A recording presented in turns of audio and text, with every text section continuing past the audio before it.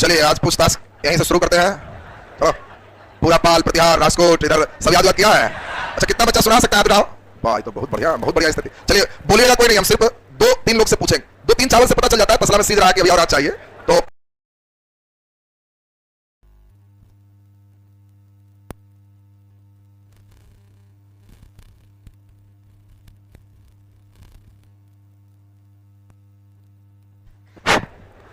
चलिए आज पूछताछ यहीं से शुरू करते हैं। तो पूरा पाल प्रतिहार राजकोट इधर सब याद किया है। अच्छा कितना बच्चा सुना सकता है बताओ? वाह तो बहुत बढ़िया स्थिति। चलिए बोलिएगा कोई नहीं, हम सिर्फ 2-3 लोग से पूछेंगे। 2-3 चावल से पता चल जाता है तसला में सीध रहा कि अभी और आज चाहिए। तो पूरा चावल दबाने की जरूरत नहीं होती है। बीच में कोई नहीं बोलेंगे, जिनसे पूछा जाए वही आंसर देंगे। अब इनके लिए क्वेश्चन है, सोच के आपको ठीक से बताना है, एकदम हल्का क्वेश्चन। आपको बताना है कि बताओ गुर्जर प्रतिहार राजा राज्यपाल की हत्या किस चंदेल राजा ने किया? कोई नहीं बोलना। गुर्जर प्रतिहार राजा राज्यपाल की हत्या किस चंदेल राजा ने किया? विद्याधर। सही आंसर है ना? बात तो पढ़ी है रात में, बहुत बढ़िया, बहुत सुंदर, तो बहुत अच्छी स्थिति। चलो दूसरा नंबर तुम्हारा बारी है। चलिए इनके लिए सुनेंगे, एकदम हल्का क्वेश्चन का है। त्रिपक्षीय संघर्ष में पहली बार किस राष्ट्रकूट राजा ने भाग लिया? ध्रुव। वाह बहुत बढ़िया, बढ़ जाइए, तो सही है, सही आंसर है ना? बात तो हमें लगता है कि सब ठीक ठाक। अंतिम में आज कस के जरा पूछताछ कर लेते हैं, और उसमें उधर से पीछे से भी पूछताछ होगा। तुम लोग सुरक्षित क्षेत्र मान के मुस्कुरा रहा है, वो लोग देख रहा है, लगता है हम सुरक्षित क्षेत्र में है, उधर कहीं सुरक्षित नहीं, हम उसी गेट से पहुंच जाएंगे, समझ लो। इसमें आज से ध्यान दीजिए, हिस्ट्री में लोड पहले का आधा हो जाएगा। शर्त एक है, आज से इस्लामिक पीरियड को समझना है तो उसकी एक अलग संकल्पना होगी, सोच होगी, उनके अलग सॉफ्टवेयर हो, और वह सॉफ्टवेयर आपको 2 दिन के अंदर डाउनलोड कर लेना। अब जरा ध्यान से बेसिक बात पहले हम समझाएं, बढ़िया से ध्यान देना हमारे साथ। एक व्यक्ति का नाम है मोहम्मद साहब। मोहम्मद साहब के जीवन जब सुनोगे तो आपको भी बड़ा गहरा आश्चर्य हो। व्यक्ति कई ऐसे हैं जो कितना संघर्ष के अंतिम मुकाम को पहुंचाए हैं, इनको मोहम्मद साहब से आप समझ पाओगे। तो जरा ध्यान दीजिए, सऊदी अरब एक रेगिस्तानी देश है, यहां पर रेगिस्तान भी है, और इस सऊदी अरब में जगह का नाम है मक्का, और मक्का में जगह का नाम है काबा। मक्का में भी प्रॉपर जगह कौन हो गया? काबा। इस काबा में 570 ईस्वी में मोहम्मद साहब का जन्म होता है। इसके पहले सऊदी अरब और भारत नजदीक है, इन बेल्टों में लोग मूर्ति पूजा, अंधविश्वास, अलग तरह के धर्म चल रहे थे। 570 ईस्वी में मोहम्मद साहब के जो जन्म हुआ, जन्म से कुछ पहले ही इनके पिता की मृत्यु हो गई थी, और जन्म के कुछ दिन बाद ही इनके माता की भी मृत्यु हो गई। न माता और न पिता, और बहुत अच्छी अमीर की स्थिति भी नहीं है, गरीब घराने से। इनके पिता का नाम क्या है? अब्दुल्ला। पिता कौन है? अब्दुल्ला। और माता कौन है? जल्दी बोलिए। तो माता है इनकी अमीना। तो ध्यान दीजिए, अमीना इनके माता है, और माता पिता जब दोनों डेथ कर गए तो पालन पोषण इनके चाचा ने ही किया। शुरुआती भेद से गरीब है, लेकिन सबसे अच्छी बात है कि मोहम्मद साहब बहुत ईमानदार है, सच बोलने वाले। उन जगहों पर सच बोलने वाले, या आज भी कई जगहों पर लोग का दिक्कत नहीं है, सच बोलने वाला और ईमानदार लोग बहुत कम मिलते हैं, और उसमें एक गुण मोहम्मद साहब के अंदर था। और इनके जीवन का एक टर्निंग पॉइंट आया, इनका विवाह। हर व्यक्ति के जीवन का कहीं कहीं टर्निंग होता है। कोई बच्चे यहाँ पटना आया है तो वही टर्निंग पॉइंट हो, कहीं होगा कि हाँ यहाँ नहीं मिला टर्निंग, तो आगे भी हो सकता है। कई लोग का नहीं है तो शादी विवाह कर लो, टर्निंग हो सकता है। इनका टर्निंग पॉइंट इनका विवाह ही है। कारण है, यही एक महिला बहुत अमीर घराने से थी, बड़ा बिजनेस चल रहा था, और उस महिला का बिजनेस जो बड़ा कारोबार है, उनके पति की मृत्यु हो गई, विधवा थी। मोहम्मद साहब से लगभग 15-16 साल बड़ी थी। अब वो विधवा, एक विवाह की, फिर पति डेथ हो गया, दूसरा विवाह फिर डेथ हो गया, तीसरा वो भी डेथ कर गई। अब वो विधवा महिला उम्र में भी बड़ी थी, और उन्हीं के यहाँ मोहम्मद साहब काम कर रहे थे। विधवा महिला को लगा कि जितने हमारे यहाँ वर्कर हैं उसमें सबसे ईमानदार, मेहनती और सच बोलने वाला यही, और विधवा महिला इसीलिए मोहम्मद साहब से निकाह का, विवाह का प्रस्ताव दी। ये भी गरीब थे, देखे एक बार मालिकन के यहाँ ही विवाह हो जाएगा, उनके अधीन काम कर रहे हैं, ये भी तैयार हो गए, और मोहम्मद साहब उन्हीं से विवाह की। उस महिला का नाम जल्दी बोलिए। हाँ वेरी गुड। तो ये महिला कौन हो गई? हमीदा। और इसमें महिला से विवाह के बाद उनकी एक पुत्री है, बेटी का नाम आप लोग जानते होंगे, इस बेटी का नाम है फातिमा। फातिमा, जहरा, ये सब बेटी है इनके, पुत्र भी है। लेकिन जो हमीदा देख रहे हो, पत्नी इनकी जो है, ये पत्नी महिलाओं के हक में इस्लाम के लिए बहुत अच्छे नियम भी बनाए। विवाह शादी के बाद मोहम्मद साहब का ध्यान में थोड़ा ज्यादा मन लगता था। कई बार पहाड़ों की गुफा में बैठ के ध्यान में अक्सर लीन रहते थे। पत्नी को भी लगा कि इनको बिजनेस से ज्यादा अगर हम अध्यात्म क्षेत्र में लगाएं तो ज्यादा अच्छा, इनको अपना मनपसंद चीज वही है, ज्यादा ध्यान करते हैं। एक बार की बात है कि गुफा में, हीरा गुफा है, वहीं ध्यान में ही थे। वहीं पर एक व्यक्ति आते हैं जिनका नाम है जिब्राइल। जिब्राइल कहता है कि हम जो ऊपर वाले अल्लाह हैं, ये हमको भेजे हैं, हम उनके फरिश्ता हैं, दूत हैं, और हमको इसीलिए भेजे हैं क्योंकि अल्लाह ने आपको चुना है अपनी बातों को लोगों तक पहुंचाने के लिए, और जो ईश्वर की बात लोगों तक पहुंचाए उसको पैगंबर कहते हैं, ईश्वर का दूत कहते हैं। और उन्होंने जो बात बोला है हम आपको बोल बोल करके याद करवा देते हैं, और एक पूरी बात याद करवा दिए। वही बात को मोहम्मद साहब ने एक बात बताया कि यह पुस्तक है जिसका नाम है कुरान शरीफ। ये इस्लाम धर्म पुस्तक आधारित धर्म है। पुस्तक आधारित का मतलब होता है, हिंदू धर्म पुस्तक आधारित नहीं। हिंदू धर्म में किताबों में कहीं नहीं लिखा हुआ कि तुमको क्या करना, पुस्तकों में आधारित नहीं है। हिंदू धर्म में रामायण है, तो रामायण में तुमको क्या करना है, मैं छुट्टी का हूं, राम सीता रावण यही सब कहानी। तुमको क्या करना है, दाढ़ी रखना है कि मूंछ रखना है, किताब में रामायण में खोजोगे तो मिलेगा कुछ नहीं मिलेगा। अगर महाभारत में चलोगे तो वो कौरव पांडव अलग कहानी। तो वहां हिंदू धर्म में किताबों में कहानी है, और उस कहानियों में एक आदर्श कहानी बताई गई। उस कहानी से तुम सीख सकते हो तो सीखो, बस वही उसमें किया। अब हिंदू धर्म में बताओ पिता और पुत्र का कितना बड़ा संबंध दिखाया गया। पिता अपने बेटा राम को कहते हैं कि हम तुम्हारी सौतेली मां से एक वचन का वादा किए थे, और वचन में मांग लिया है राम को 14 साल का वनवास, और तुम्हारा इच्छा है तो जाओ। वो कहते हैं कि जब आप बोल दिए तो हम चले। वो भी कब, जब राजा बनना था तब। आजकल का बेटा 4 दिन के लिए नहीं जाएगा वनवास। अब हम आप बोले तो आप समझिए, वो हम कहे जाए। तो एक कहानी में देखो आदर्श है कि हाँ भाई वनवास तो तैयार है। एक धर्म पत्नी है सीता, उनको वनवास के लिए कुछ हार नहीं है, लेकिन वो कह रही कि आप जाइएगा जंगल तो हम भी जाएंगे, वो भी लटक गए। भाई भाई का प्रेम, लक्ष्मण कहता है कि भैया जाएंगे हम घर में रहेंगे, हम भी चले। अब देखो ये भाई का प्रेम दर्शाया गया, जिस भाई के लिए कहीं मांग रही है कि मेरा बेटा भरत हेड बनेगा, वो भरत राम के पैर धरे हुए हैं कि नहीं हम कोई माँ के क्या हो गया, हम आपके रहते राजा नहीं बनेंगे। सोचो क्या त्याग है, यहाँ लोग आरी के लिए माथा फरवा लेता है और वहां त्याग है पूरे राजा बनने के लिए लोग कह रहा है कि नहीं हम नहीं जाने देंगे। ये रामायण में एक आदर्श कहानी है कि देखो एक सौतेला भाई होकर के भी राम के खड़ाओं को, चरण को गद्दी पर रखता है कि जब तक आप नहीं आइएगा खड़ाओं का राज होगा, हम सेवक बनकर राज करें। तो एक आदर्श प्रस्तुत हो रहा है कि कैसे रहना चाहिए, वो एक कहानी, एक आदर्श है, और उस आदर्श को अपने जीवन में कितना उतारते हो। हिंदू धर्म में इशारों में बात होती, तुम्हें क्या करना बताया हुआ नहीं, एक कहानी है, सुनो समझो और उस आदर्श का पालन करो। नहीं करोगे तो तुम्हारी मर्जी, तुम्हारे बारे में हम कुछ नहीं कर रहे हैं। लेकिन इस्लाम धर्म कहता है हर एक बात किताब में है, दाढ़ी रखनी है कि नहीं, मूंछ रखनी है कि नहीं, खाना कैसे खाना है, क्या क्या खाना है, पीढ़ा पर तुम बैठ के खाओगे कि पीढ़ा पर खाना रहेगा, सबका नियम, कहां विवाह करना है, कैसे विवाह करना है, कैसे उसको छोड़ सकते हैं, नहीं छोड़ सकते, कोई समस्या आपको है तो उलटिए, तुम्हें है, अल्लाह ने बताया है, सूरा नंबर इतना, आयत नंबर इतना, इसमें हर चीज लिखा हुआ है। और मोहम्मद साहब कहते हैं हम नहीं लिखे। देखो हिंदू धर्म की किताब के लेखक है रामायण, वाल्मीकि, रामचरितमानस, तुलसीदास, महाभारत, वेद व्यास, लेकिन कभी नहीं सुनोगे कि बाइबल के लेखक की है, कुरान के लेखक की। ये कहते हैं हम नहीं लिखे, अल्लाह का लिखा हुआ है, हम तो केवल उनका बात को सुनाया रखवाया, हम लिख दी। इसलिए इसमें कोई ऐसी बात नहीं कि जो हम लिखें। इसलिए कुरान शरीफ इस पर अल्लाह का लिखा हुआ पुस्तक है और ये सबसे पवित्र पुस्तक है, इसका मजाक नहीं उड़ाना है। अल्लाह सबसे ऊपर है, उससे ऊपर कुछ नहीं है, इनका मजाक नहीं उड़ाना। अब कुरान शरीफ की बात जब आई, ये अपना नया धर्म की जब बात की तो यही मक्का में अब लोगों को समझाने लगे। इनकी पत्नी भी कही कि इसमें धन चाहिए तो हम दें, और ये इनके जीवन का टर्निंग पॉइंट है। गरीब से अचानक अमीर घर में विवाह है तो धन संपत्ति का दिक्कत नहीं। अब यहां पर अब है धर्म के प्रचार करने के लिए जब चले तो धर्म मनवाना इतना आसान नहीं होता। तुम किसी आदमी को समझाओगे कि शंकर जी नहीं है, झूठ है, शंकर जी का फोटो नहीं है, पूजा ऐसे नहीं होना चाहिए, पूजा ये बताते हैं कैसे होता है, तो कोई मान लेगा तुम्हारी बात। मंदिर में घुस के ऐसा बोलोगे तो पूजा भी पक्का। मोहम्मद साहब भी वैसे ही बोले तो इनको भी लोग खदेड़ा किए आ गया है एक पागल आदमी। और यही 622 ईस्वी में जब इन बातों को मक्का में रखना चाहे, मक्का में लोगों ने इतना विरोध किया कि यहां मक्का से ये अपने परिवार के साथ भाग खड़े हुए। पत्नी की भी मृत्यु हो गई, कई बेटे मरे, बेटी भी मरी, क्योंकि मरुस्थल में भाग रहे, न पानी न भोजन न कुछ, 1 महीना लगातार भागते रहे और तब मक्का से मदीना पहुंचे। धर्म बनाना इतना आसान नहीं था। अब सोचो बेटा भी इनके मर रहे हैं, बेटे भी मर रहे हैं, तो इनको एक ही चीज लग रहा है कि अल्लाह ताला हमारी परीक्षा ले रहा है कि ऐसा तो नहीं कि बेटा मरने के बाद अभी भी रिटर्न हो जाता है, तब तो हम गलत आदमी को चुने, और अगर ये कंटिन्यू है तो मतलब सही आदमी को चुने। और इसी कारण ये लगातार बढ़ते गए और मक्का से पहुंच गए कहां, मदीना। मदीना में लोगों ने इनके बातों को एक्सेप्ट किया। शुरुआत में इनके खिलाफ भी कई लोग रहे, मदीना में भी अभी जा रहे हैं, मक्का में भी कई ऐसा उदाहरण दिए कि कई महिलाएं जिनको समझाते थे कि भगवान नहीं है, पूजा नहीं करो, उस सुबह डस्टबिन का सारा कचरा रखे रहती थी कि इधर से जाएगा समझाने तो उसी के शरीर पर उछल देना, और इनके शरीर पर पूरा कचरा उछल देते थे। मोहम्मद साहब का कहना था कि अभी वो अज्ञानी है, नहीं जानती, बाद में वो पछताएगी, उस पर बोलना नहीं है, उछल लो, कोई बात नहीं, आगे मुस्कुरा के बढ़ते। मदीना में जब लोगों ने एक्सेप्ट किया तो यही 1 महीना जो पैदल यात्रा की, कष्ट वाली यात्रा की, इस यात्रा को ही कहा गया कि यह हिजारत की, स्थानांतरण किए, और मोहम्मद साहब के इस हिजारत से मुस्लिमों का कैलेंडर हिजरी संवत प्रारंभ हो गया। तो आपसे कहा जाए कि बताओ हिजरी संवत 622 ईस्वी, मक्का से मदीना की यात्रा। मदीना में लोग इनका इतना तैयार हो गया कि अब सबसे कह रहा है कि बोलो धर्म के लिए लड़ेगा तो एकदम कौन कौन साथ चलेगा, पूरा कबीला के लोग तैयार। और इधर से 10,000 से ज्यादा लोगों के साथ मक्का पे अटैक की। मक्का के लोग भी देखा कि इसको तो भगाए थे, इतना आदमी इसके साथ है, जरूर कुछ गुण होगा, ताकत से जैसे हो धीरे धीरे इन पूरे क्षेत्रों में इन्होंने एक नए धर्म का सुबुगाहट किया, और उसी धर्म का नाम है इस्लाम धर्म। उसी को हम लोग मुस्लिम धर्म के नाम से जानते हैं। और ये मुस्लिम धर्म का देखो यहाँ पे 622 में मेन सिस्टम चला, और अब 632 ईस्वी में महज 62 साल की अवस्था में मोहम्मद साहब की मृत्यु हो गई। 570 में जन्म है, 30 साल उधर, 32 साल इधर, तो 62 साल है, मोहम्मद साहब की मृत्यु हो गई। हम लोग कोई जन्म मृत्यु से बहुत ज्यादा लेना देना नहीं है। अब मेन लेना देना हम लोग को है मोहम्मद साहब के इस्लाम की संकल्पना से। मोहम्मद साहब ने जिन विचारों को रखा, इस्लाम धर्म जो विचार कहता है, उन विचारों से हम लोग को लेना देना। अब जल्दी बताओ, चूंकि यह पुस्तक आधारित धर्म है और मुस्लिम धर्म में सभी बच्चे को 3 पुस्तक का नाम एकदम क्लियर चाहिए, जिसमें एक पुस्तक का नाम है कुरान, दूसरा नंबर पुस्तक है हदीस, और तीसरा नंबर पुस्तक है शरीयत। बातों को समझना ठीक से। कुरान शरीफ, हदीस और शरीयत किस भाषा में लिखा हो, जल्दी बोलिए। उर्दू, फारसी, अरबी। नालायक अरब में जब जन्म लिए हैं तो ये अरबी में ना होगा जी, बात समझेगा। उर्दू तो एक बात समझा दें, उर्दू भाषा मुस्लिमों की भाषा ही नहीं। उर्दू केवल भारत के मुसलमान बोलते हैं, और भारत से अलग हुए पाकिस्तान और अफगानिस्तान, इसमें बांग्लादेश, और कहीं उर्दू नहीं चलता। उर्दू तब चला जब मुगल बादशाह लोग के समय फारसी मुस्लिम बोलते थे, और भारतीय लोग हिंदी बोलते थे, और सेना के कैंप में मुस्लिम और हिंदू दोनों बहाल हो, तो ये फारसी में बात करते थे। फारसी जस्ट लाइक संस्कृत है, बहुत कठिन भाषा। कहावत है, पढ़े फारसी बेचे तेल, देखो ही कुदरत के खेल। फारसी पढ़ के तेल बेच रहा, इतना भारी भाषा फारसी।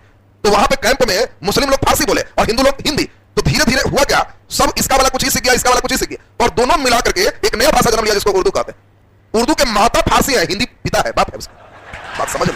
तो जो उर्दू है, इस उर्दू में हिंदी और फारसी मिक्स है। तुम लोग कभी टीवी में उर्दू का समाचार सुनना, मैंने तुम लोग उर्दू का समाचार बोलता ही उसी समय चैनल बदल देता है, बदल रही है उर्दू में समाचार। कभी उसको रख के सुनना तो तुमको समझ में आएगा, उर्दू में जैसे ही बोलेगा तो आधी बात समझ में आएगी, वो पिताजी है हिंदी, और आधा गायब हो जाएगा, वो माता जी है फारसी, मिक्स रहे। बोलेगा जनाबे आलम ने कहा कि, तो जनाबे आलम फारसी, कहा कि हिंदी, तुम सुनेगा तुम्हें धराएगा कि हाँ, बीच में हिंदी पहुंच रहा है। तो कभी भी मुस्लिमों की भाषा में उर्दू नहीं बोल। उर्दू केवल भारत में ही जन्म लिया, तुमको देखा कि सबसे अंतिम में जन्म लेने वाला भाषा है तो कौन होगा, उर्दू। लास्ट में मुगल फेज में जन्म ली, अंग्रेजों के काल में जन्म ली, तो अब उन लोग की भाषा ही चूंकि अरब में है तो ये सभी अरबी में लिखा हुआ। भारतीय मुस्लिम नमाज पढ़ते हैं, लेकिन उनसे कहना नमाज सुना तो सुना भी देख, लेकिन कहना इसका अर्थ बताओ तो लाइन बाई लाइन तो कुछ नहीं बताएंगे, क्योंकि वो अरबी में रटे हुए, वो लाइन अरबी में है। अरबी में जैसे तुम ही कपूर गरम करना बता रहा हूं, बता दो अर्थ, तो वो सब अर्थ नहीं जानते, लेकिन आरती मार के रट लिए, संस्कृत में है तो हम रट लिए। उसी प्रकार से वो भी नमाज पढ़ना तो पूरा रट लिया, अरबी में, उसका अर्थ वो नहीं बताए। सेम वही सिस्टम है कुरान शरीफ में, पूरे चीज जितना भी ईश्वर ने बोला, अल्लाह ने बोला, मोहम्मद साहब कहे वो सभी बात। हदीस में मोहम्मद साहब की जीवनी क्यों इंपॉर्टेंट है? मोहम्मद साहब ने कहा कि एक व्यक्ति को कैसे जीना चाहिए, क्या क्या करोगे, हम एज ए प्रैक्टिकल तुमको दिखा देते हैं। हम एज ए प्रैक्टिकल केवल दिखा रहे हैं कि ऐसा संभव है, और इसीलिए इनके जीवन में ये जो भी किए हैं वो चीज इस्लाम के अनुसार से सही, क्योंकि मोहम्मद साहब गलत काम नहीं किए, इन्होंने अपने जीवन में जो भी किया वो सही किया, और उन जीवन की व्याख्या कहां है? हदीस। और हदीस और कुरान को मिला करके मुस्लिम धर्म के नियम कानून लिखा गया कि एक नियम का अलग किताब बना दीजिए, और उस नियम कानून की पुस्तक का नाम शरीयत है। बहुत बढ़िया से बात समझेगा। मुस्लिम धर्म में जितने भी नियम है, हर चीज का नियम, और वो नियम कहां मिल जाएगा? शरीयत में मिल जाएगा। और शरीयत में हर बात लिखी गई है, कैसे होना चाहिए, कैसे नहीं होना चाहिए, क्या इस्लाम के लिए सही है, क्या नहीं, उसी अनुसार से लोग काम करें। हम इनके थॉट पर जरा चलते हैं, विचारों पर चलते हैं। बढ़िया से सुनना है, अभी 2-3 विचार कम से कम आज बेसिक इन कराएंगे आपके दिमाग। पहला नंबर, मोहम्मद साहब के दिमाग को समझो। उन्होंने इस्लाम की एक संकल्पना दिया कि पूरे पृथ्वी पर सूर्य कितने हैं? एक। पूरे पृथ्वी पर चांद कितने हैं? एक ही चांद है। तो उन्होंने कहा कि अगर एक सूरज और एक चांद से धरती प्रकाशित हो सकता है, तो इस धरती का एक राजा होना चाहिए, और वह राजा मुसलमान होना चाहिए, और वह राजा जो धरती का होगा उसको खलीफा कहेगा। बात को समझना है। मोहम्मद साहब ने एक थ्योरी दिया कि पूरे पृथ्वी का एक राजा और धरती का राजा, एक सूरज और एक चांद से धरती प्रकाशित हो, तो एक राजा से पृथ्वी चले, धरती का राजा हो, और इसके लिए उस राजा को खलीफा कहेंगे। गांव में अभी भी कई लोग बोलता है कि हाँ तो बड़का खलीफा हो रहा है। खलीफा का मतलब है धरती का राजा। अब इनका संकल्पना है, कोई मुस्लिम शासक किसी क्षेत्र को जीतता है तो खलीफा से परमिशन लेगा, हेड खलीफा हो, उससे परमिशन लेगा, और शासक सब जगह रह सकता है, लेकिन धरती के मुस्लिम का एक राजा खलीफा एक जगह बैठे, उस खलीफा के लिए चुनाव हो। और इसी खलीफा के कड़ी में एक व्यक्ति का नाम आता है हजरत अबू बकर। हजरत अबू बकर मोहम्मद साहब के सबसे बड़ा सहयोगी थे, सपोर्टर है। और अबू बकर देखा कि खलीफा की पद चल रहे हैं, तो पहला खलीफा यही हुआ। और इसी में कुछ विवाद की भी कड़ी आप इधर सुने थे, और वो महिला जो प्रवक्ता थी नुपुर शर्मा, नाम सुने थे? ये नुपुर शर्मा वाली कहानी देखो, हम लोग क्या है, निष्पक्ष लोग, हम लोग को एक बेसिक बात समझनी है ज्ञान के लिए। और इसमें हुआ क्या, टीवी में एक डिबेट चल रहा था ज्ञान वापी मस्जिद पर। हिंदू पक्ष का कहना था कि ज्ञान वापी मस्जिद में शिवलिंग है, शिव जी का वहां लिंग है। मुस्लिम पक्ष में कई वहां मौलाना बैठे थे, वो कहे कि यह फवारा है, ये फवारा है, शिवलिंग नहीं, फवारा बंद है, इसलिए आपको वैसा दिख रहा है। टीवी में दोनों आके जोर जोर से चिल्ला रहे थे, ताकि टीवी का भी जो है बढ़े रेट, कि हाँ भाई ना इसमें चिल्ला रहे हैं बढ़िया से। तो नुपुर शर्मा और इधर मौलाना साहब कस-कस के चिल्ला रहे हैं, दोनों एक दूसरे पर उलझ रहे हैं। जो एंकर है बीच बीच में बंद भी बोल रहे हैं, लेकिन शुरू है धीरे धीरे दोनों के बीच धर्मांतरण बात भी होने लगी। धीरे धीरे ये भी कहने लगे कि आपको हर चीज जो है शिवलिंग ही दिखाई देता है, उसमें फवारा भी शिवलिंग हो गया। तो कई लोग अपना बात कर रहे थे, दोनों के अपने पक्ष थे। धीरे धीरे इन्होंने यहां तक कह दिया कि आप तो वैसे को भी भगवान मान लेते हैं जिनके 800 पत्नियां हैं, 1000 पत्नियां हैं। अब कृष्ण भगवान की कई पत्नियां हैं, अब उनके उतनी पत्नियां हैं, उनको आप भगवान मान रहे हैं, आपके आइडियल है। तो इस पर ये जो हमारे बैठे हुए थे भाजपा के जो नुपुर शर्मा, उन्होंने एक विवादित बयान दिया जिसका सऊदी अरब तक काफी तीव्र निंदा हुई। अब उसमें इधर का पक्ष गायब रहा, नुपुर शर्मा को भी इस पर पिंच हुई। तो वो क्या कह दी कि तो आप भी तो वैसे व्यक्ति द्वारा चलाए गए धर्म को मानते हैं जिसने 13 विवाह किए। मोहम्मद साहब ने 13 विवाह किए। ये 13 विवाह बहुत ज्यादा मायने नहीं रखता। मायने ये रखता है कि नुपुर शर्मा ने कह दिया कि वैसा व्यक्ति से तुमने जो है धर्म को चलवाया जो व्यक्ति 6 साल की लड़की से विवाह किया, और 6 साल की लड़की से विवाह करने वाला व्यक्ति कैसा व्यक्ति होगा और उससे चलाने वाला धर्म कैसा होगा, ये उनका स्टेटमेंट था। अब यहां पे बात को समझो, कौन बात चल रही है। 6 साल की एक लड़की है अबू बकर का, और इस लड़की का नाम है आयशा। आयशा अबू बकर की बेटी है, मात्र 6 साल। और शरीयत हदीस में कहता है, हदीस में मोहम्मद साहब का जीवनी, हदीस में कहता है कि मोहम्मद साहब का तीसरा विवाह आयशा से हुआ जिसकी उम्र महज 6 साल 7 साल थी। तो अब नुपुर शर्मा ने इस मैटर को उठाया, लेकिन बात यह है कि कृष्ण हो, मोहम्मद साहब हो, इन्होंने 13 विवाह किया, तो मतलब ये नहीं अब हम कहें कि क्लास के सभी लोग हमारे साथी हो, मित्र हो। अब इसमें कोई कहे कि उसी से पढ़ता है 400 तो लड़की मित्र है उनका। अब बताओ, सारी लड़कियों को जोड़ दिया और कहा 400 तो लड़की मित्र है। तो यहां एक मित्र शब्द प्रतीकात्मक है, प्रतीकात्मक है ना जी। कृष्ण की जितनी पत्नियां हैं वो प्रतीकात्मक है। कृष्ण की पत्नी ऐसा नहीं है, वो ईश्वर ऐसा नहीं है कि उतने शादी किए उतना प्रेम है, वो एक प्रतीकात्मक है। उन्होंने जो लीला किया कि इतने व्यक्तियों के साथ, कृष्ण का मित्रता एक उदाहरण है। इतना बड़ा राजा है, सुदामा आया है, फिर भी पहचान रहे हैं। यार तुम लोग एक पोस्ट पास कर दो ना बीपीएस, कितने मित्र को पहचानने से मना कर दो, और वहां तो उतना बड़ा राजा है जो उसको पहचान रहा है, वो एक एग्जांपल है। तो यहाँ एक प्रतीकात्मक है। मोहम्मद साहब के 13 विवाह का उदाहरण है। किनसे विवाह किया जा सकता है? क्या विधवा से विवाह कर सकते हैं? तो यस किए। क्या अपने किसी और भी व्यक्ति से विवाह कर सकते हैं? तो मोहम्मद साहब ने यह दिखाने का प्रयास किया कि जिससे दूध का रिश्ता नहीं, सौतेला बहन भी है तो विवाह कर सकते। एक ही मां के 2 संतान आपस में विवाह नहीं करेंगे, दूध का रिश्ता अगर नहीं है। एक व्यक्ति के अगर 2 बेटे हैं, इनका बेटा और इनका बेटी है, तो ये दोनों चचेरा भाई बहन में शादी हो सकता है। और किनसे शादी केवल दूध का रिश्ता नहीं होना चाहिए। तो किनसे शादी हो सकती है। ऐसा नहीं कि ऐसा का कोई संतान था, 6 साल की अवस्था में विवाह हुआ, मोहम्मद साहब के साथ रहने लगे, ये नहीं है, एक प्रतीकात्मक विवाह। और अरब वगैरह देशों में इस बात की काफी निंदा हुई। अब कोई ईश्वर पर इस तरह का कटाक्ष उठाए, कोई किसी धर्म के चलाने वाले पर किसी कटाक्ष उठाए, तो उसको दूसरे वे में नहीं लेना। तो इसलिए हम तुमको बताया कि तुम लोग को भी बात ऐसा नहीं कि हम नहीं जाने तो वो बात खराब। हाँ, इधर नुपुर शर्मा बार-बार बयान दे रही कि हम क्या गलत बोले, किया है कि नहीं विवाह, इतने हम खराब बोले तो गूगल से क्यों नहीं हटाते हो? आज भी कोई गूगल पर टिक देगा मोहम्मद साहब ऐसा का विवाह है, आ जाएगा। और व्याख्या हदीस में तो हम बोल रहे हैं, गूगल से पढ़ के बोले तो गूगल पर डालो, तुम हदीस से मिटाओ। नुपुर शर्मा ये स्टेटमेंट दे रही। और यहाँ इस्लाम वाले पक्ष के लोगों का कहना है कि काहे तुम गलत निगाह से देख, हम अगर बोल दिया कि सब साथी है तो तुम मित्र है, तो तुम क्यों गलत सोच रहे हो? उसको पॉजिटिव नहीं ले सकते हो, पॉजिटिव लेके चलो। ये दोनों विचारों का अंतर रहा। तो खैर हम तुमको केवल हल्का ये कर दिए, क्योंकि वर्तमान परिदृश्य रहा, तो पढ़ने वाले लोग को वर्तमान परिदृश्य भी जोड़ना चाहिए। अब पहला नंबर खलीफा कौन है? अबू बकर। इस खलीफा का ही बेटी है आयशा, और तीसरी पत्नी है मोहम्मद साहब का। तो अब देखिए इधर का पक्ष अभी चलेंगे, खलीफा की बात तो पूरी चलेगी। हम लोग अभी 2-3 मेन बेसिक बात करें। देखो, शरीयत कहता है कि अंधा व्यक्ति राजा नहीं बन सकता। देखो मुस्लिम धर्म में कुछ नियम है, उसी नियम पर चलेगा। पुस्तकाधारित धर्म मुस्लिम धर्म इस्लाम कहता है कि अंधा व्यक्ति राजा नहीं बन सकता। तो इसीलिए मुस्लिम धर्म वाले शासकों में भाई भाई में अखफोड़वा कांड खूब चलेगा। अखफोड़वा कांड का मतलब एक भाई दूसरे भाई का आंख फोड़ देगा। कि तू जिंदा रहो लेकिन आंख नहीं रहे, कारण आंख फोड़ देंगे तो राजा नहीं बनेगा, राजा हम बने। छोटका भाई बड़का की आंख फोड़ दिया तो बड़का है भी तो राजा नहीं बनेगा, छोटे राजा बने। तो बीच बीच में पढ़ते पढ़ते होगा कि उसकी आंखें फोड़ दी, तो कहना कि भाई आंख का इतना ध्यान दे रहा है। तो इस थ्योरी था, समझना है कि वो समझ गया इस थ्योरी को। दूसरा इंपॉर्टेंट बात, बहुत ही महत्वपूर्ण बात है और इस बात पर ध्यान दीजिए। इस्लाम धर्म का संकल्पना है, इनका कहना है अल्लाह सबसे ऊपर है, उसका नकल नहीं करना है, उसका मजाक नहीं उड़ाना है। बात समझिए। हिंदू धर्म है कि किसी देवता पर चुटकुला शायरी बैठा सकते, कोई भगवान है तो मजाक उड़ा लीजिए। हिंदू धर्म तुम देखोगे दूसरा, इसमें इसी कारण है हिंदू धर्म में इतने लचीलापन रहे कि जो भी विदेशी आए ये बहुसंख्यक हिंदू रहे। आज तक मुस्लिम धर्म जहां भी शासन किए 10 साल के लिए हो गए तो वो बहुसंख्यक थे, दूसरे अल्पसंख्यक थे, चाहे वो पाकिस्तान रहे, अफगानिस्तान रहे, सब जगह। केवल एक इंडिया है मात्र देश जहां वो 1206 से 1757 तक 500 साल तक राजा रहे, फिर भी मुस्लिम अल्पसंख्यक रहे, हिंदू बहुसंख्यक रहे। कारण धर्म का लचीलापन। मुस्लिम धर्म में 5 बार नमाज पढ़ो, बोरिंग उठ जाओ, एकदम ये करो, टाइट है, ऐसे ऐसे करो, ये सिस्टम। हिंदू धर्म में मन है तो घंटी डुलाओ, नहीं मन है तो कोई बात नहीं, मन है तो गर्दन झुका लो, जय भगवान, नहीं तो टाइट होकर जय भगवान करके निकल जाओ। ये लचीलापन है, आत्मसातीकरण है। कोई तुमको बहुत ज्यादा इसके लिए फॉर्मेलिटी नहीं करना, तो इसके कारण लोगों को आसान लगा। तो बहुसंख्यक वर्ग में लगे, कितना टैक्स दिया लगा, कुछ लगा, कहा सब ठीक है, लेकिन उधर जाएंगे तो फिर ज्यादा खड़ा हो जाएगा, इधर ठीक। तो इसीलिए बहुसंख्यक पेज में लगे। तो देखिए इसमें क्या है, अल्लाह का नकल नहीं करना है, मजाक नहीं उड़ाना है, मतलब चित्र नहीं बनाना है, मतलब संगीत नहीं गाना है। इस्लाम धर्म चित्र पर रोक लगाता है, कहता है, शरीयत कहता है कि चित्र नहीं बनाओ। क्यों? चित्र बनाने से अल्लाह की मजाक उड़ती। कैसे? तो चित्र अल्लाह ने जो सोचा है, पहाड़, झरना, आदमी, तुम बैठ के वैसे ही बनाते हो तो उनका नकल कर रहे हो। तुम म्यूजिक नहीं बजाओ, सिनेमा मत बनाओ, इससे उनका मजाक उड़ता है। कैसे? और तुमसे कोई बूढ़ा आदमी डंडा लेके पूछे, बाबू स्टेशन किधर से जाए, तुम कहो को बताते, घर में जाके वो डंडा लेके आओ और वैसे ही थरथराते हुए कहो उधर से चले जाओ, तो तुमने रास्ता बताया कि मजाक उड़ाए, मजाक उड़ाए। ठीक उसी तरह अल्लाह ने सोचा कि 2 भाई है, मेला में बिछड़ गया, बाद में मिला, और तुम कैमरा लेके 3 घंटा में सिनेमा बना देते हो। ये बताओ उनकी कहानी का कॉपीराइट है कि नहीं? ये उनका कॉपीराइट। तो ये जो चित्र बनाना है, संगीत बजाना है, सिनेमा करना है, इससे उनकी मजाक उड़ती है, ये गैर इस्लामिक काम। बातों पर ध्यान देना। इसीलिए मुस्लिम शासक के साम्राज्य में चित्रकार नहीं रहेंगे, संगीतकार नहीं रहेंगे। अगर है तो इंपॉर्टेंट क्वेश्चन हो जाएंगे, रहेगा तो समझ लो शरीयत के नियम के उल्टा। और इसीलिए चाहे वो तुम जहांगीर पढ़ो चाहे जो पढ़ो, उन लोग अब इंपॉर्टेंट हो जाएंगे कि भाई ऐसे कैसे करनी। तो कई मुस्लिम राजा भी रहेंगे, राजा राजा रहे, वो लोग अपना एल्टीना लगाए, वो लोग अपना एल्टीना लगाना शुरू करेगा, वो लोग अपना नया उपाधि लेगा, जिल्ले इलाही, नबायते खुदाई। अब सब नया नया डिजाइन की उपाधि आएगा। तुम सोचोगे ये क्या है? तो राजा कहेगा कि मैं अल्लाह का छाया हूं, मैं अल्लाह का प्रतिनिधि हूं। यानी हम साधारण नहीं है, उनकी परछाई है। जो कर रहे हैं चुपचाप देखो।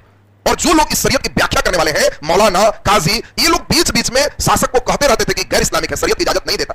तो राजा अगर हाई लेवल का उपाधि लिए हुए है, तू कहता था कि हम कौन है? अल्लाह की परछाई। समझ रहे हैं हम कौन आदमी है? जो कर रहे हैं सही है, काजी भी चुप हो जाए। बात समझोगे? अब इसमें काजी का मतलब क्या हुआ? मौलाना से हाई लेवल, शरीयत की व्याख्या करने वाला। इसकी बात राजा माने, मुख्य न्यायाधीश समझ लो, सुप्रीम कोर्ट के जज जैसे धार्मिक जज को कहते हैं काजी।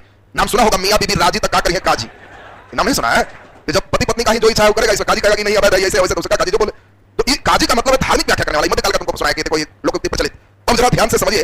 अब जैसे अकबर की बात करें तो अकबर और ज्यादा धर्म के प्रति अपना शरीयत भी पढ़ा, कुछ पढ़ा, वो अंतिम में क्या किया, उसको जो मर्जी आए जो करता। अब उसको कभी इच्छा करे तो तिलक लगा के चला, कंगन बांध के चला। अब तो काजी मौलाना सिर खुजला रहा है, उनको किनारे में समझा रहा है कि हुजूर टीका लगा लिए चंदन, गैर इस्लामिक काम, शरीयत इसकी इजाजत नहीं देता है। तो उसके पहले अकबर क्या कर लिया था, सब मौलाना काजी को बैठाया था और कहा कि आज हम कुछ नहीं ऐसी हल्का बात कर रहे हैं, ये बताइए कि आप लोग ज्यादा श्रेष्ठ हैं कि हम? ऐसे ही फॉर्मल लेवल में पूछ रहा। सारा काजी मौलाना कहा हुजूर आपके आगे हम लोग कहां? तो कहा पक्का, एकदम पक्का हुजूर, जो आप कहते हैं एकदम आप मेन है। तो कहा लिख के दीजिएगा, तो हाँ एकदम दे देंगे। सारे से लिखवाया कि हम लोग से श्रेष्ठ अकबर। इसको उसने नाम दिया ऊपर मजहरनामा, और मजहरनामा में लिखवा दिया कि आप श्रेष्ठ हैं, हम लोग से जो आप कहिएगा आप बड़े हैं, आपकी बात मेन है। अब मजहरनामा में हस्ताक्षर जब मौलाना काजी कर दिया तो अगला दिन टीका लगा के आया। अब मौलाना काजी कह रहा हुजूर शरीयत इजाजत नहीं देता है, तो अकबर कह रहा है मजहरनामा याद है, दस्तखत किया था, बुला गया, श्रेष्ठ कौन है? हुजूर आप चुपचाप बैठो। अब देखिए बीच बीच में इन लोग का अलग पेज चले, कई व्यक्ति अलग व्याख्याएं करेगी और उसी व्याख्या को समझना है तुम्हें। जैसे बताओ चित्र बन रहा है, जहांगीर जब चित्रकार रखना शुरू किया, मौलाना और काजी, अकबर भी रख रहा है, अकबर के समय भी चित्रकारी शुरू हो चुका है, और अकबर के समय जब चित्र बनना शुरू है तो मौलाना कह रहा है, काजी कह रहा है कि चित्र बनाना गैर इस्लामिक है, अल्लाह का मजाक उड़ता है। मुस्लिमों के घर में देखना चित्र नहीं टांगा रहेगा कि दादी है, नानी है, अब फुल फैमिली टांगा हुआ नहीं रहेगा। हिंदू के घर में दादी मर भी गए तो बड़का को फोटो टांगे माला चढ़ाया हुआ है कि दादी डेट ऑफ बर्थ है और मृत्यु स्थिति को फूले को चढ़ा दी। इस्लाम कहता है कि ईश्वर ने उनको बुला लिया, तो फिर तुम काबिल क्यों बन रहे हो? कैमरा लेके क्लिक और टांग दिया कि बुलावे से क्या होगा, फोटो रहेगा। बुला लिया तो उनको सब सहित उनका भेज दो, दिमागों की स्मृति में रखो, दीवालों पर नहीं। और इसलिए इस्लाम धर्म में मुस्लिमों के घर में दादा दादी नाना नानी मर भी जाए, फोटो नहीं है, मूर्ति नहीं है, वो सब नहीं लगते। कारण उनका कहना है कि इससे अल्लाह का मजाक उड़ता है। लेकिन वही अकबर जाकर क्या कर रहा है सुनो, अकबर चित्र बनवा रहा था और मौलाना कहे कि गैर इस्लामिक है। अकबर पूछ दिया कैसे व्याख्या कीजिए, तो राजा है जो चाहेगा हो जाए।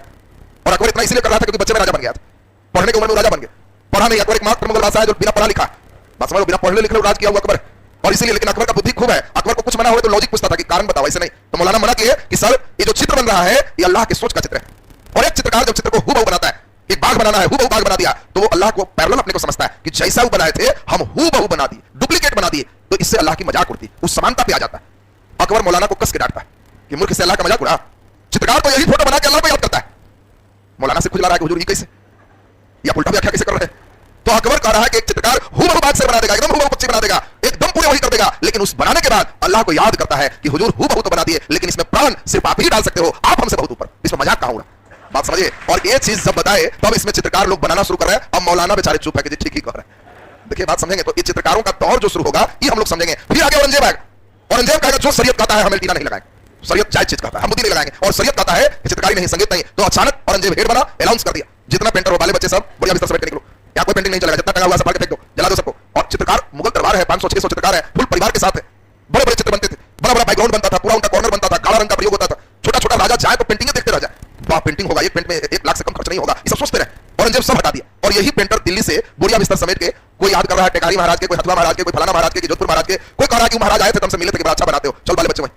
अब पहुंचे हैं छोटका छोटका महाराज के यहाँ, तो क्या छोटका महाराज की हैसियत है 1 लाख की पेंटिंग बनाने का? तो उन लोग कह रहे हैं कि इधर कॉर्नर उन्नर मत छोड़ो, पूरे में बनाओ, उन्हें बनेगा कॉर्नर में तो पेंट ज्यादा खर्चा हो, ज्यादा चटा करके मत दो, हल्के में बना। और यहाँ हल्का हल्का पेंटिंग शुरू होने से औरंगजेब के कारण कई लोकल पेंटिंग शुरू हुए, और इसी में पटना में कई चित्रकार औरंगजेब के दरबार से आ गया। इस समय अंग्रेज आया हुआ था, और ये सब यही अशोक राजपथ जो पटना में देख रहे हो, पटना कॉलेज के सामने वही बैठ के मुगल दरबारिया का पेंटर जमीन में बैठ के पेंटिंग बना रहा है। बेचारा गरीब है तो पेंटिंग क्या बना रहा है, देखो छोटा सा लिया और इसी में बाल बनाते दाढ़ी बनाते व्यक्ति, मछली बेचते हुए महिला, ये सब बना रहा है। तो अंग्रेज खूब खरीद रहा है। आया इंडिया तो देखा कि इंडियन महिला साड़ी में मछली बेच रही, तो फोटो ले लिया, लाओ इंग्लैंड में दिखाएंगे कि देखो इंडियन वुमेन ऐसे रहती है, मछली वहां ऐसे बिकता है। उस समय व्हाट्सएप नहीं था कि वीडियो कॉल पर आ जाओ दिखा देते हैं, तो उस समय पेंटिंग ही मेन चीज था। और इसी कारण से ये जो तुम देख रहे हो तुम्हारे मेंस का एक इंपॉर्टेंट टॉपिक हो जाएगा जिसका नाम है पटना कलम। पटना कलम शैली जो देख रहे हो इसका एक बैकग्राउंड समझ रहे हो, कैसे कैसे उछल दी। तो खैर तो मेंस में डिटेल कहानी सुनोगे तो और आनंद आएगा कि क्या बन रहा था, कैसे बना, सब बात समझोगे। तो अभी तो इन बातों से आपका कुछ कुछ बेस क्लियर हो गया है। अब सबसे इंपॉर्टेंट बेस पे आते हैं, बस इतना ही आज का बेसिक हो। इतने एक दिन और जहां सॉफ्टवेयर चढ़ा तो मध्यकाल पढ़ने में मजा आ जाएगा, क्योंकि मध्यकाल में कुछ है नहीं। आप जो बच्चा पुस्तक ही नहीं जान रहा, सिस्टम ही नहीं जान रहा, बैठ के पढ़ने चल दिया, बीपीएससी में क्वेश्चन पूछा सल्तनत काल का कौन राजा खलीफा का खिलाफ किया, अब लड़का को समझ में नहीं आ रहा कौन आंसर मार। तो इसमें आपको हम खुद ही समझाएंगे। अलाउद्दीन खिलजी जब राजा बना तो उसके मन में आया कि हम विश्व विजेता बनेंगे, सिकंदर ये सानी द्वितीय सिकंदर की उपाधि धारण की, वो कहा कि हम धर्म चलाएंगे। और सोचो दिल्ली के यहाँ पर है राजा और कह रहा है हम विश्व विजेता बनेंगे, तो तुमको समझाएंगे कि उनका मंत्री जो है ना बड़ा समझदार, वो कहता है कि हुजूर धर्म चलाने का काम पैगंबर के, आप राजा है देश चलाइए, ये सब काहे के लिए लफड़ा मोल ले रहे हैं। तब कहा कि ठीक है, कहता विश्व जीतेंगे लेकिन हम ही पकाई नहीं छोड़ेंगे। मंत्री कहा कि हुजूर एकदम सही सोच रहे हैं, लेकिन पहले भारत तो जीत लीजिए। इतना बढ़िया से समझाया तब अलाउद्दीन खिलजी दक्षिण भारत का जीतने वाला पहला सल्तनत काल का राजा बनता है। उसके पहले दक्षिण भारत कोई सल्तनत कालीन राजा नहीं जीते। वो भी देखो कितना बढ़िया से समझा रहा था, भारत जीते में इतना थक गया मर गया कि विश्व का जीतेगा, लेकिन सलाह तो बड़ा बढ़िया टॉप कर दे दी कि पहले भारत को जीत लो और तुम एकदम सब पढ़ाई छोड़ के आईएएस बनेंगे, पहले बीपीएससी तो निकाल ले, ये निकल जाएगा तो फिर वो भी हो जाएगा। तो प्रोसेस उसका यही चल रहा था। तो उसमें इस बार लेकिन बहुत अच्छा क्वेश्चन दो आए थे कंसेप्ट वाले। अब सबसे इंपॉर्टेंट सुनोगे, शरीयत के अनुसार से जो महत्वपूर्ण बात है उस पर ध्यान दें। शरीयत कहता है कि कोई राजा बनेगा तो 4 प्रकार का टैक्स लगा सकता है, बातों पर ध्यान देना। इसीलिए जब भी तुमको कहेंगे कि यह शासक, चाहे वो फिरोज शाह तुगलक रहे, चाहे वो औरंगजेब रहे, हम केवल तुमको बोलेंगे कि यह शरीयत के आधार पर चला, तो तुम समझ लेना कि क्या उसके दरबार में पेंटर होगा, नहीं, क्या उसके दरबार में संगीतकार होंगे, नहीं, वह अतिरिक्त टैक्स हटा करके 4 टैक्स ही लगाए। शरीयत 4 टैक्स की इजाजत देता है। चारों टैक्स को सुनोगे, जजिया, जकात, खम्स और खराज।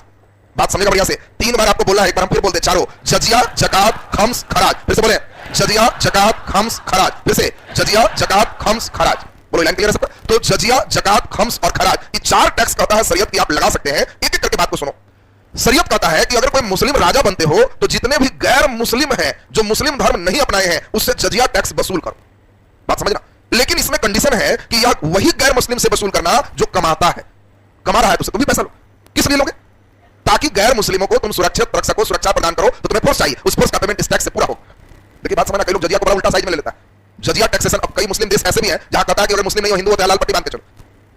तुम सोच रहा होगा कि तो इसीलिए ताकि तुम लाल पट्टी बांधे रहोगे, कोई भीड़ मारेगी तो पुलिस देख लेगी कि वो अगर मुस्लिम बिटारा मेरी बदनामी होगी, बचाने में जल्दी आ जाएगा। वहां सुरक्षा का भाव। जजिया टैक्स है कि हाँ जो कमाने वाला उसे ले लो और कुछ फोर्स बढ़ा दो, उसका पेमेंट होगा, उसको सुरक्षित रखो। तो गैर मुस्लिमों से लग रहा है किससे? जो कमाने वाला।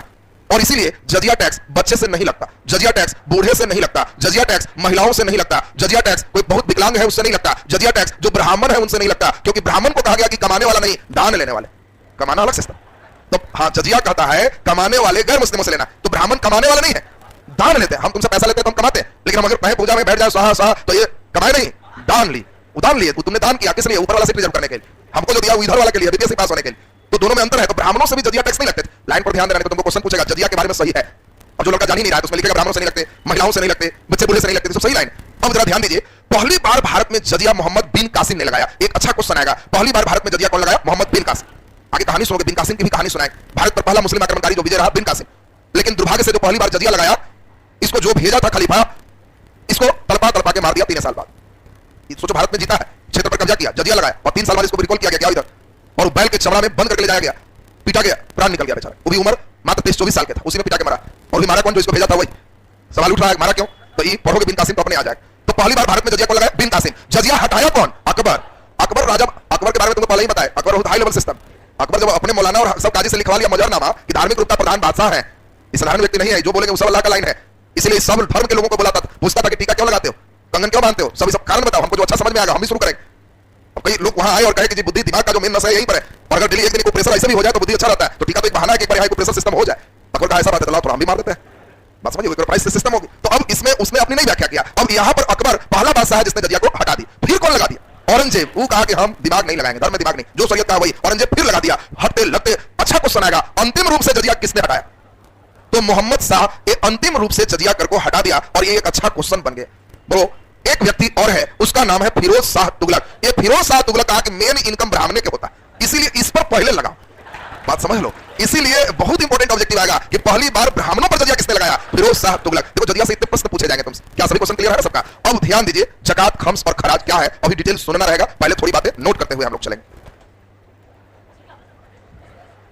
हाँ, उस क्या है तो हम लोग देखेंगे, भूमिकर में टाइप आ जाएगा, ठीक है ना? तो यहाँ हमको तीनों सुना ही दे क्या? तीनों सुनाई। हाँ, ध्यान दीजिए, इधर से धीरे धीरे तुमको टाइम पता नहीं चलेगा, क्योंकि कहानी फिर आ जाएगा ना।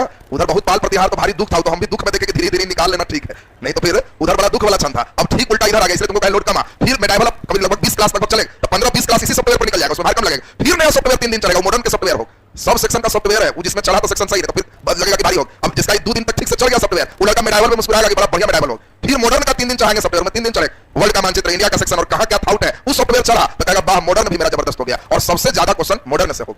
जो लड़के को मेटाइवल अभी 15-20 क्लास तक चलेगा, 15-20 क्लास के बाद फिर एक लाइन बोलेंगे, सुबह का भूला शाम घर आ जाए तो भूलाल नहीं कहता।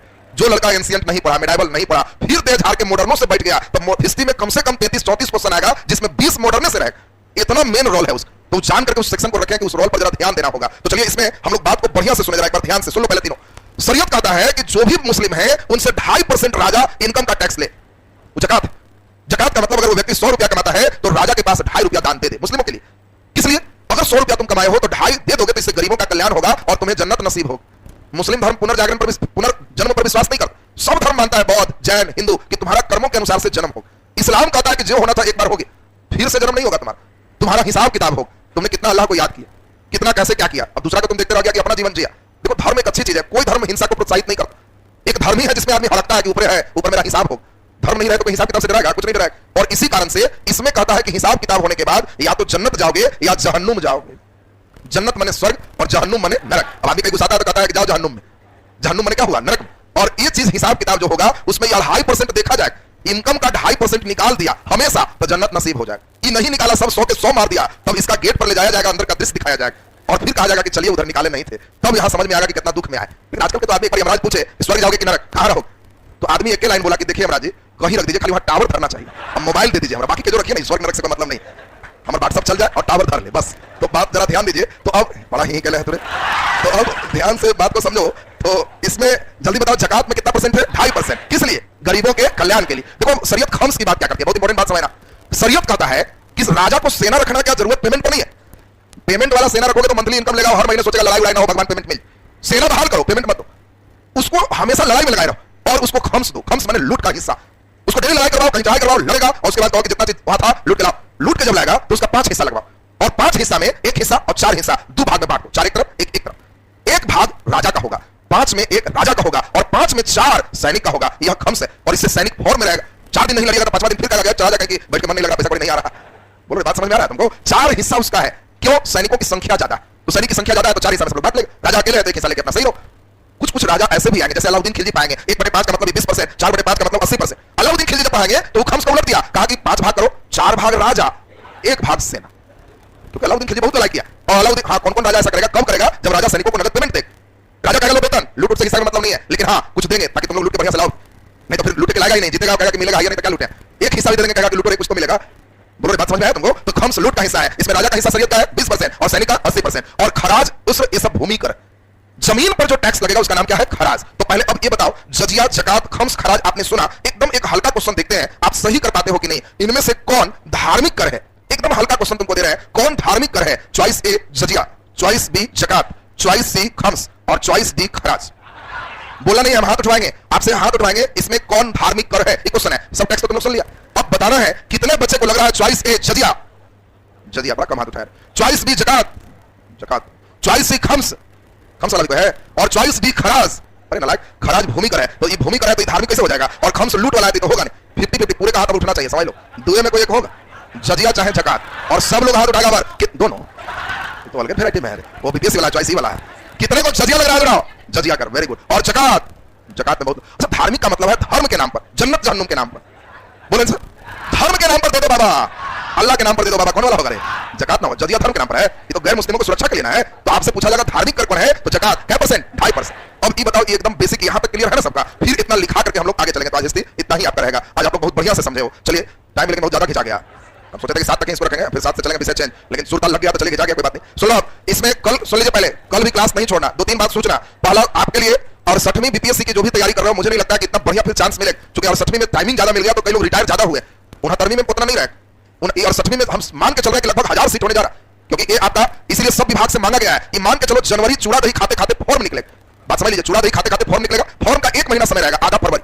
उसके बाद 2 महीना टाइम लगेगा उसका सेंटर पेंटर अरेंज करने। तो फरवरी, मार्च, अप्रैल मई के आसपास आपका और 6वीं का पीटी हो। हम पहले से जान रहे हैं, इसलिए हम अपना स्पीड जानते हैं कब क्या करें। तुम लोग कहीं ना लायक हमसे ऑफिसों में का मिला, और वो मूर्खों का कहा है जनवरी में परीक्षा है सर, फलाना। हम कह रहे हैं तो बिना फॉर्म में भरे बीपीएससी अखबार में निकालेगा कि जो बच्चे तैयारी कर रहे हो फलाना, सब स्कूल में बैठ जाओ। अरे भरोगे तब ना परीक्षा होगा। तू सबसे पहले था 3 दिन आया, 3 दिन आया कि आओ विषय शुरू कर दी सर, परीक्षा आ गया सर। हमके बिना फॉर्म में भरले कौन परीक्षा होता है?